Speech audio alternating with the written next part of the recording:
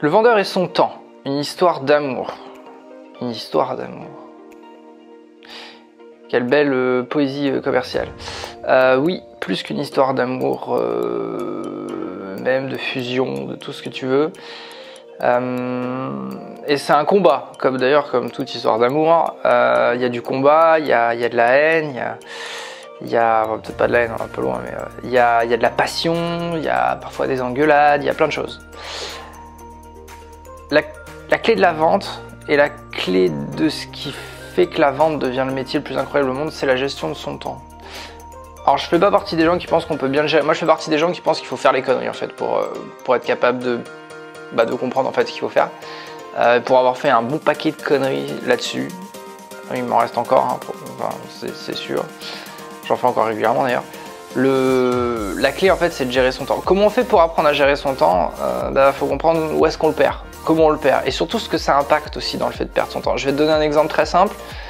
Il y a un moment où quand tu fais de la vente tu t'en rends compte très rapidement et encore une fois ça dépend de ton cycle et de plein de choses. Bref, je caricature, à vous d'adapter derrière par rapport à ce qui vous correspond à vous. Demain tu passes, je sais pas, une semaine et demie, 2 semaines, voire même plus, un mois, 2 mois, sur un prospect qui à la fin en fait te dit non. Et tu peux rien changer en fait à ça. Alors je te parle pas de l'exemple où tu as tout fait parfaitement, le mec te dit non, tu pourrais rien faire, c'est comme ça. Je te parle de l'exemple où tu as peut-être fait une petite connerie qui n'était pas forcément trop méritée, ou alors le mec te dit non sans vraie raison en fait, il a juste changé d'avis.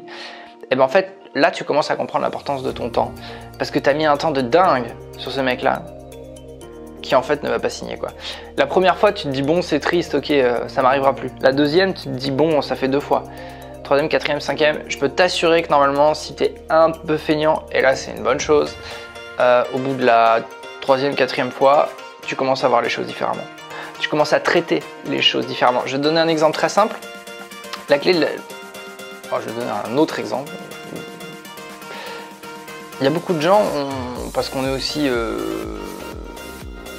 on va dire objectivé là-dessus, c'est nombre de rendez-vous qu'on prend. Nombre de rendez-vous qu'on prend. T'as pris combien de rendez-vous aujourd'hui, cette semaine, dans le mois, tout ça.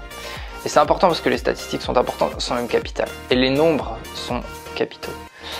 Cela dit, il y a beaucoup de gens, l'objectif c'est de prendre un rendez-vous. Pas de prendre un rendez-vous qui soit intéressé, de prendre un rendez-vous.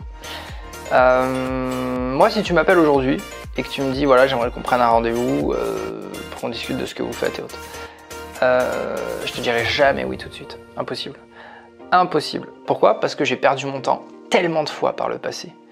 En disant oui tout de suite, parce que j'étais content, parce que je voulais tu veux la cocher cette case, pour faire plaisir à ton manager, à ton directeur, à ton patron, et tu veux la cocher cette case. Et en fait derrière tu vas te rendre compte que tu vas perdre juste 20-30 minutes, un nombre de fois incalculable, alors que si tu avais rajouté une petite étape, ce que moi j'appelle l'inspecteur gadget, si tu avais rajouté une petite étape dans cet appel en lui disant écoutez avec grand plaisir, ce que je vous propose, on prend 1 minute 30, voilà, je regarde un peu si déjà ça peut correspondre, si ça peut correspondre, on en discute.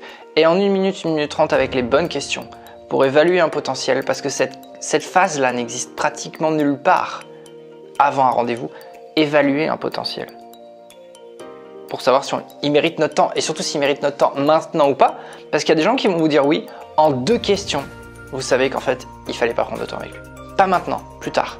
Et là, vous lui dites tranquillement, écoutez, si vous me dites ça, on va peut-être pas en discuter maintenant, on discutera un petit peu plus tard. Ce que je vous propose, c'est de vous rappeler dans X temps. Ok, très bien, pourquoi vous me dites ça? Parce que là, il y a ça, il y a ça, il y a ça, ce sera peut-être mieux pour vous et autres.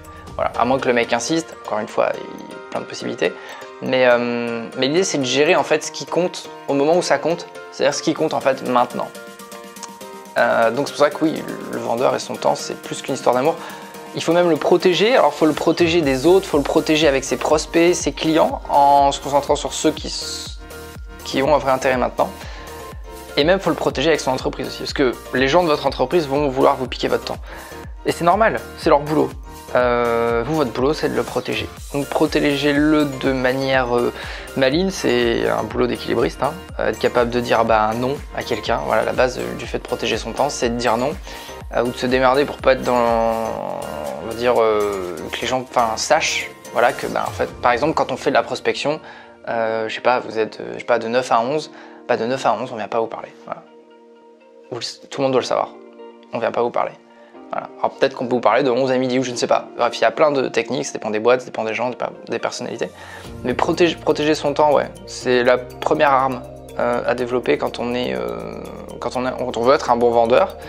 Et notre boulot à nous, en tant que directeur, en tant que manager, c'est de protéger aussi le temps des autres. Protéger le nôtre, évidemment, il y a d'autres types de protection. Quand vous êtes directeur commercial, vous avez un autre moyen de protéger votre temps, parce que ce qui vous bouffe du temps, c'est encore autre chose que quand vous êtes vendeur.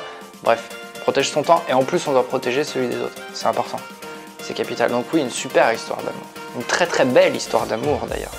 Et un vrai lien fusionnel entre les deux, la vente et la gestion du temps.